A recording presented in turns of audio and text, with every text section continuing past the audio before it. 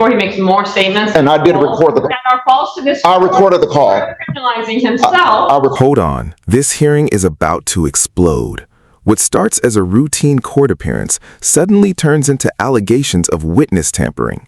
If these claims are true, the defendant isn't just risking his current case, he could be opening the door to entirely new criminal charges.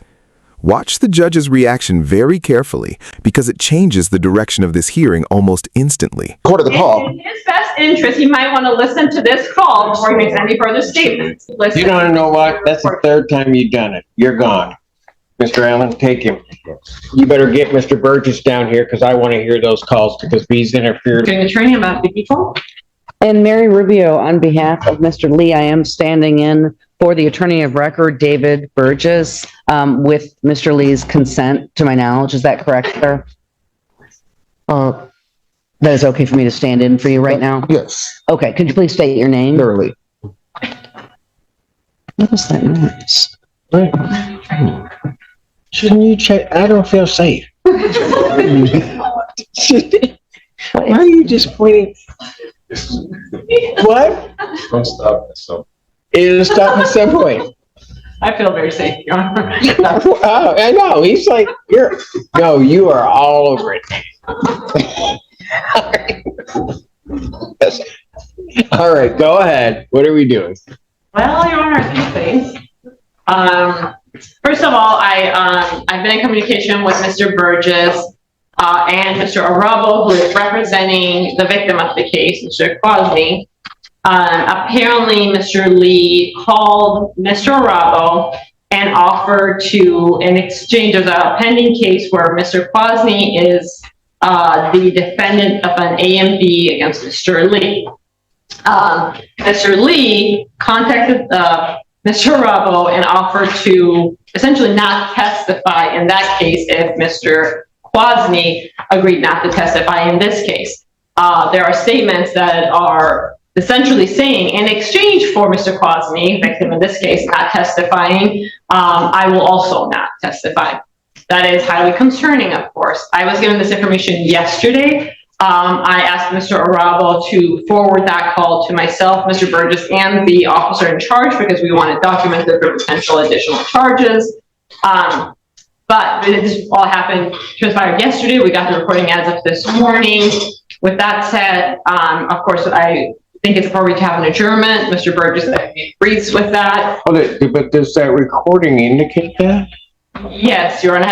Have either one of you listened? I myself have not listened to the recording. I was just asked to stand in on behalf of Mr. Burgess. He's at a hearing in Lansing. However, I did speak to Mr. Lee about it today. Mr. Lee indicates he indicated some of the content of the conversation to me. He also indicated, just FYI, that he himself recorded it. But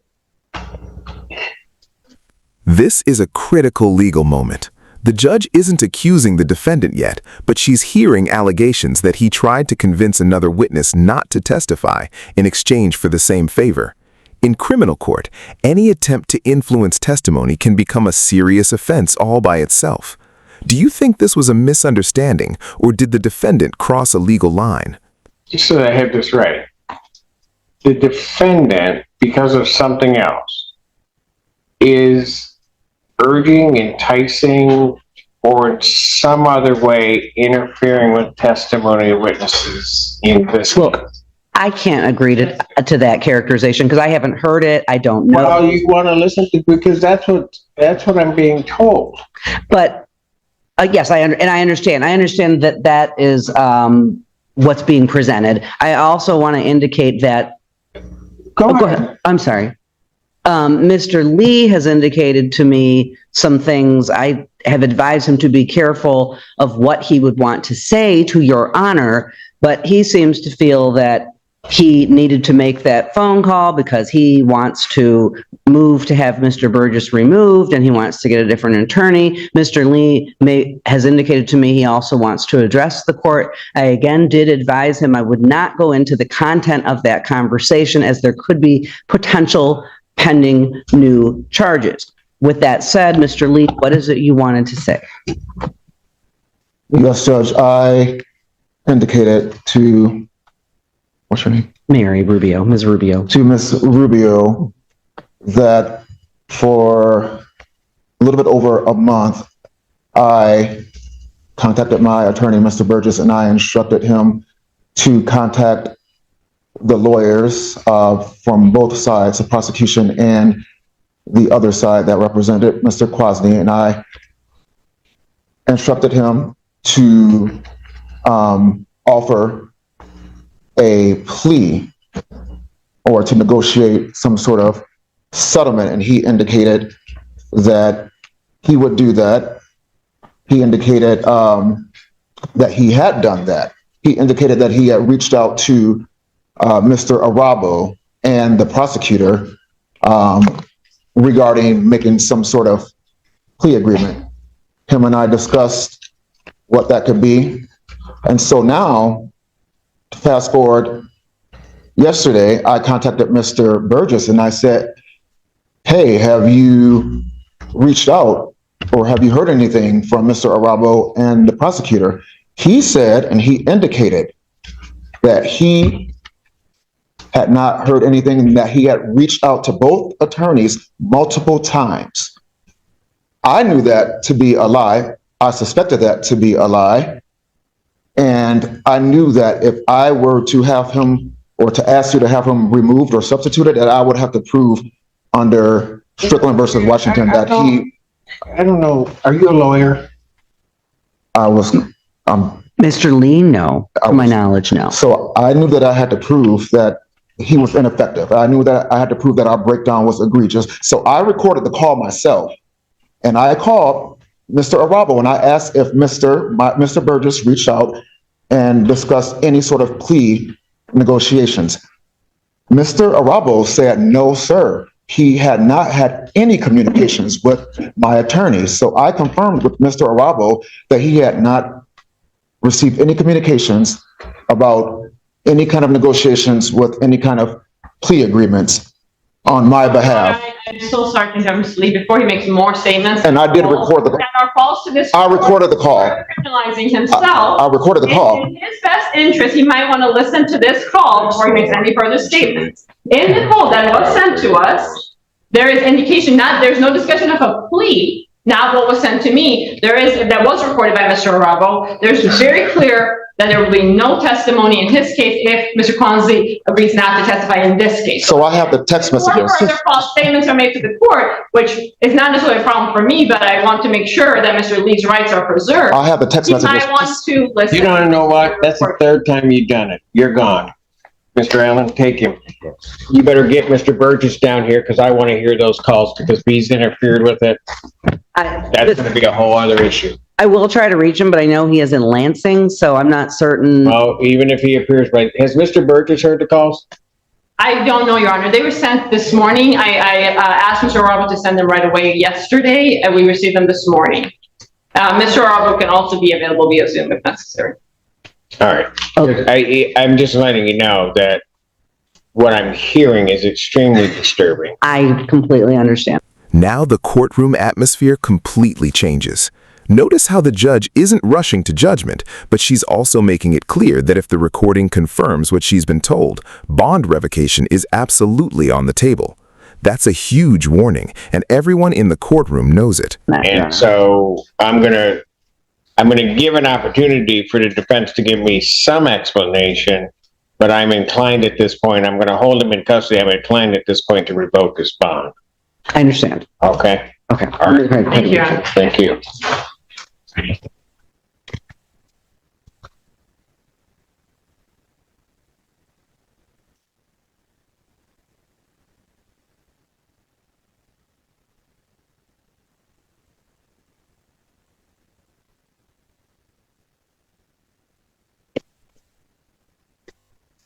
Somebody needs to listen to him. Yes. Just listen to it. Have you heard him? Or, Just now. Oscar and I listened to it together. okay. It's like, all right, I'll recall that momentarily. And then everyone else gets folded. Everybody else is holding.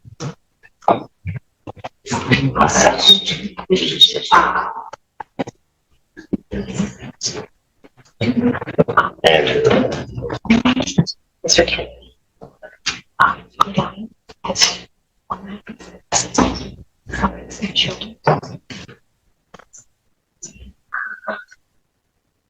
I think it's Four. Yeah. Okay. Yep. So this one we're going last. Right, no, No. This one. that's This fine. last. So just hold that one. Yep. Then it's between these two. What happened to ours? That was at 2:00. We haven't gotten there yet. Oh, I haven't talked to you about those at all yet. ow. Okay. All right, but this one has one. And then we gotta bring Lee back out. So, who's on this one? This is four witnesses with Miss Tanha and I believe Miss Ackerley. Okay. So, then this is Goodine. 9 is Burkett. How many witnesses on that? One witness? Okay. Get Mr. Burkett in here. We'll handle that one. I'm gonna take a brief break. We'll handle that one, then I'll get Mr. Lee out. Okay, Thank you, Your Honor. and deal with Lee. That's my order then. All right, Court Statement, Larry Lee. All right.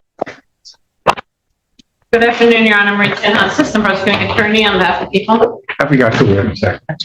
And Mary Rubio, again, on behalf of Mr. Lee, who is making his way to the podium.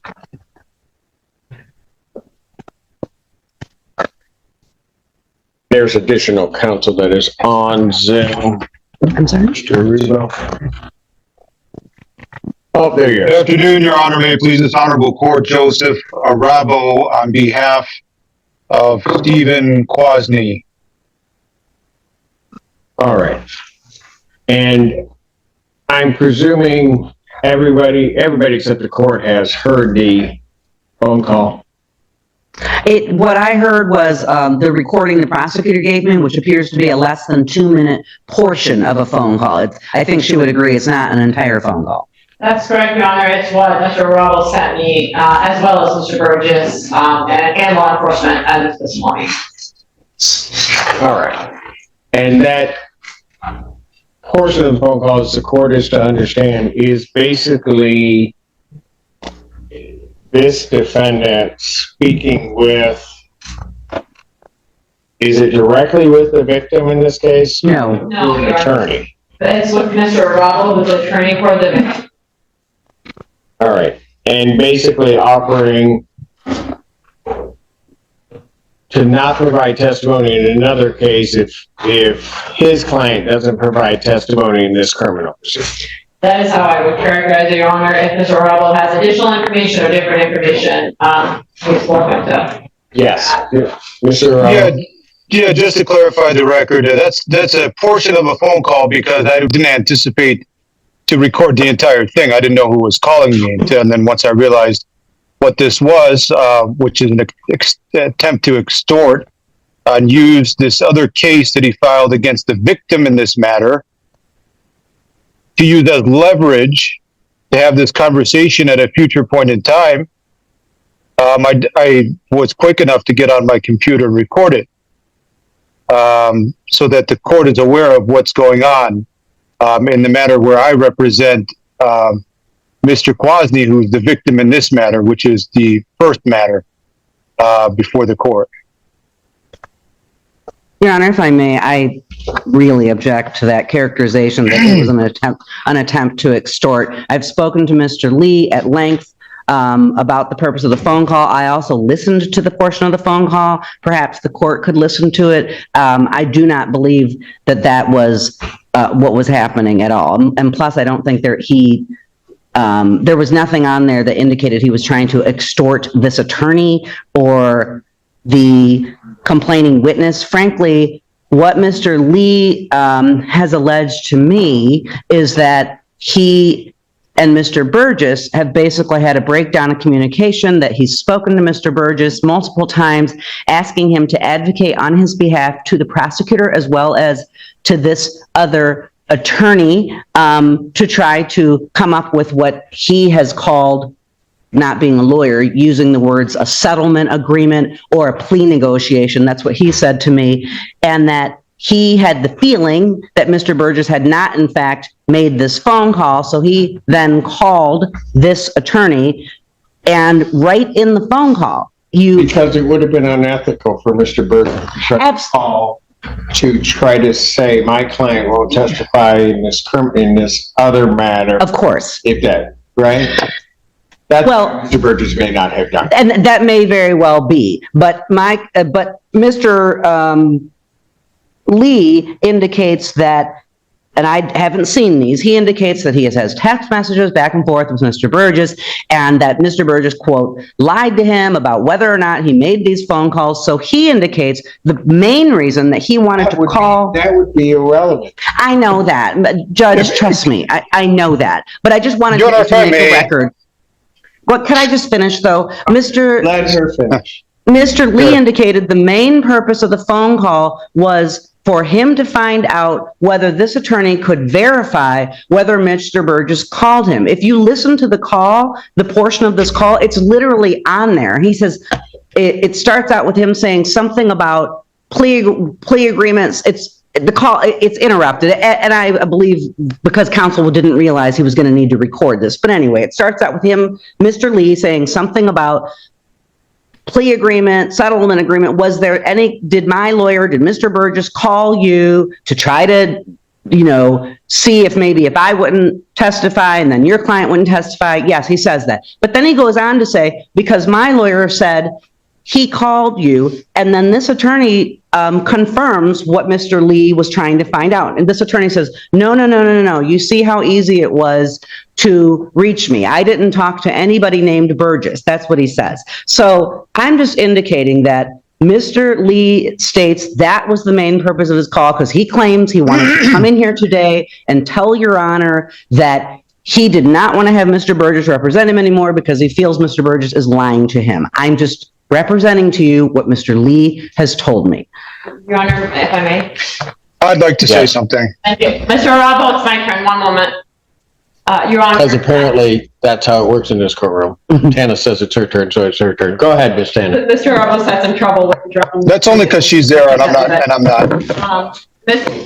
Your Honor, I don't really, quite frankly, care what's going on with the client relationship with Mr. Burgess, or claims Mr. Arabos making about extortion. That's not something that people are going to get involved in at this stage.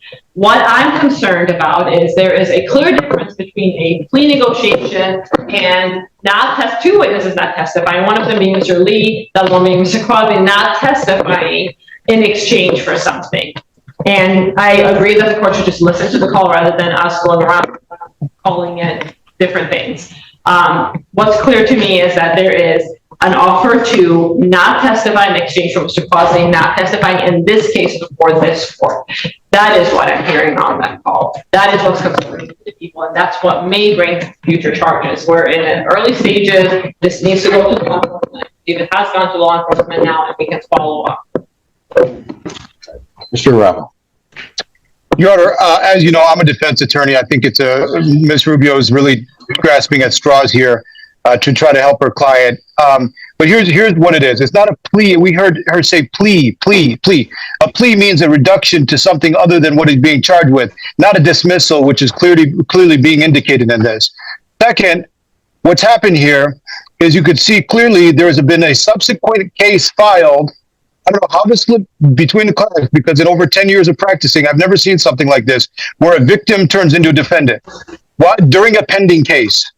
Never seen anything like this.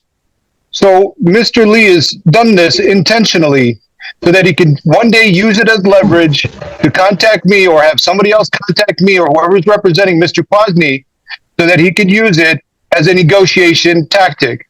And what he's engaged in is third-party communication to get through to Mr. Kwasny in violation of his bond.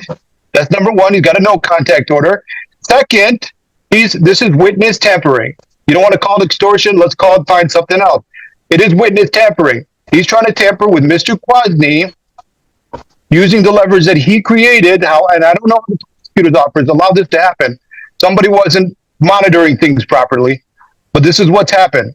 First ever time I've ever seen anything like this, and it needs to be handled.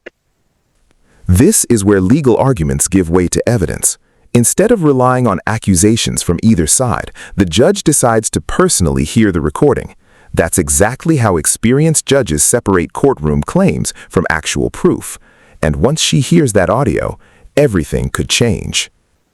It needs to be handled. It's going to be handled. Okay. Can we listen to the call? Everybody Yes, listened can to it you already. Can somebody send it to Ms. Weidling, and I will then be more than happy to listen, or if there's an easier way for me to do it, I'll do it. Let's take the defendant back and Okay. or listen to the call. I give my decision You have to go back. to you. I'll handle that coming back out. So.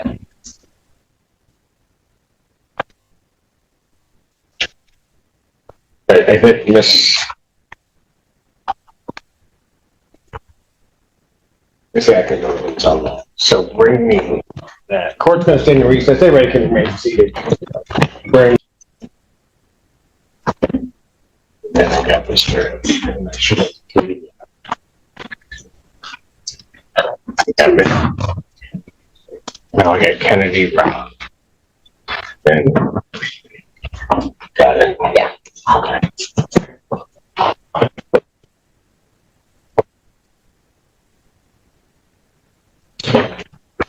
Court does recall the case of the People's State of Michigan versus Larry Lee.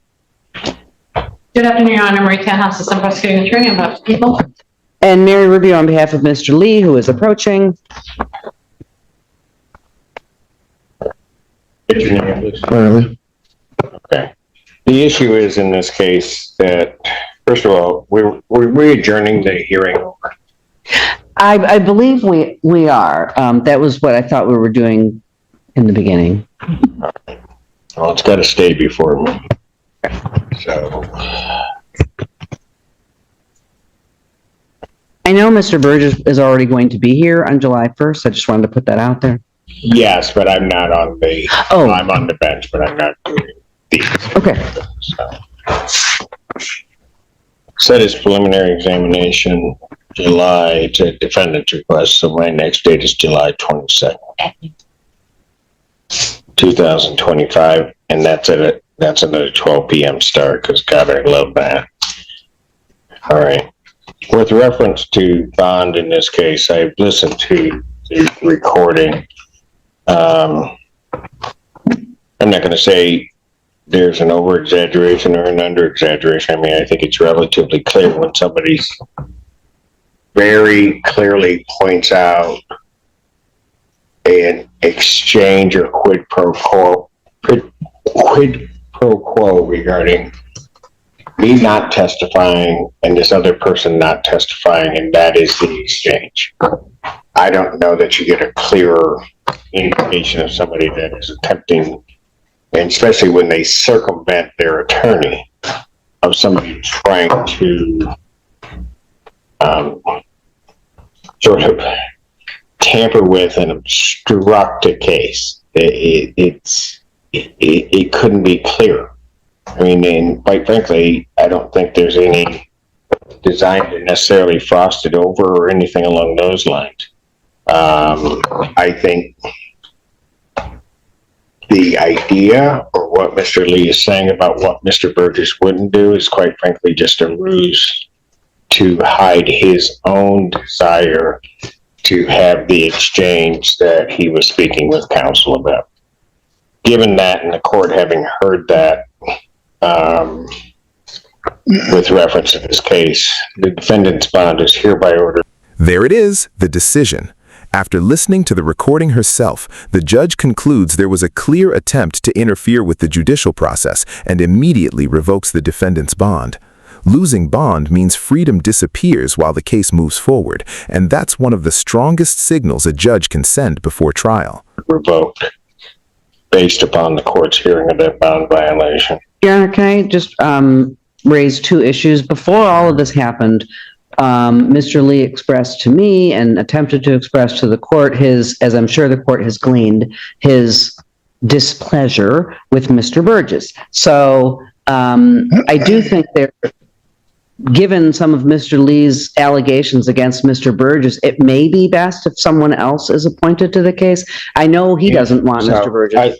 And that's fine. I don't know whether or not he doesn't want Mr. Burgess or not. Because I think, as I'm indicating, I think that notion of Mr. Burgess not doing something and then his checking is simply a ruse for him to try to get the message that I want this quid pro quo, this exchange. And I'm not accusing Mr. Burgess of anything. I'm just trying to represent what Mr. No, Lee has and told. I understand that. And Mr. Lee I is think about when jumping you- out of his skin trying to talk, just so you know. And so when you talk to Mr. Burgess, if Mr. Burgess, if he believes that that's the appropriate step, he can bring that motion before this court and the court will hear it in the day that I'm on. Mr. Lee, I will let you talk in a moment, but I'm going to finish this. Revoking your bond because of what is a clear violation of the bond regarding, and I mean, I think it's an attempt to try to get indirect contact as well as obstruct these proceedings. Because that was accomplished in the manner it was, and I'm not sure that I can trust you with reference to no context and the like. We're at least going to get through this. I am going to, subject to. What makes this ending so dramatic is that the defendant still believes he has evidence proving his own attorney misled him. But from the judge's perspective, that issue doesn't erase what happened on the recorded call. Now the case has become about far more than the original charges. It's about whether the justice system itself was manipulated. Were you the judge when you made this decision? Let me know in the comments. A hearing defendant phone privileges for the jail are also revoked. What did you wish to say, sir? The thing that my substitute attorney here didn't convey to you was that I told her that I have the evidence with me in hand, that my attorney, Mr. Burgess, was the one that actually said that this was a legal way that we can go about it. And no, I'm not. You know what, Mr. You might as well stop right now. I have the text. Because no, I'm going to tell you, I don't know if you're misunderstanding something or what, but you are not. Mr. Burgess has appeared before this court. You are not going to sit here and try to disparage that man, saying that somehow or another, Mr. Burgess represented to you that obstructing a case in this fashion was a legal way to proceed. I'm not going to believe it, and I'm not going to hear you. I'm not going to hear you. I don't know how do you not understand what I'm telling you? Now, if you've got that information and you think that's what it says, you get it to counsel and the court will take a look at it. But you're not going to sit here and disparage that man. It is not going to happen. I'm done. Bond revoked. Take you. Thank you, Your Honor. Yeah. Thank you, sir. Appreciate your wait and patience online. No problem, Your Honor. Are you still on the record? Pardon? I am. Are you still on the record? You know, I'm not sure who this kid is or what he's capable of or what sort of messages he can get out to other people. But if the court could put a no contact order because somehow I've become a witness in this matter, I'd appreciate that. A no contact with you? Yep. I don't want to be contacted by any third parties. I want out of this thing and I want to be done with it. Didn't ask to be here.